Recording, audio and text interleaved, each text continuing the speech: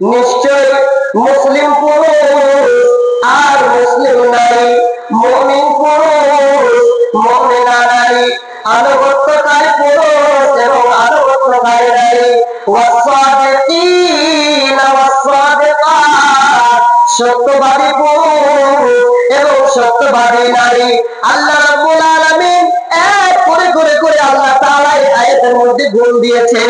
তার শেষে আয়াতের শেষে আল্লাহ তাআলা বললেন, বান্দা শুনে নাও, আমি আল্লাহ যারা এই রকমের ওয়াসসাদিকিনা ওয়াসসাদিকাত, সত্যবাদী নারী পুরুষ হতে পারবে, আল্লাহু লাহুম মাগফিরাতাও ওয়া আজরান আযীমা, আমি আল্লাহ তাদের জন্য তৈয়ার করে রেখেছি, আমি আল্লাহ তাদের জন্য রেডি করে রেখেছি, তাদের জন্য মাগফিরাত আর তাদের জন্য বড় পুরস্কার রয়েছে। তবে আমরা বলতে পারলাম, যদি জুবান দিয়ে আমরা সত্য কথা বলি, তাহলে আল্লাহ তাআলা আমাদের গুনাহকে ক্ষমা করে দিবেন, আর আল্লাহ তাআলা আমাদের জন্য তৈয়ার রেডি করে রেখেছেন, ওই জান্নাত রেখেছেন।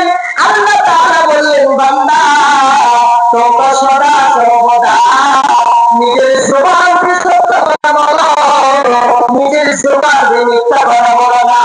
যদি সত্য কথা বলতে পারো বান্দা, আমি আল্লাহ জানিয়ে দিলাম তোমার জন্য কল্যাণ আছে।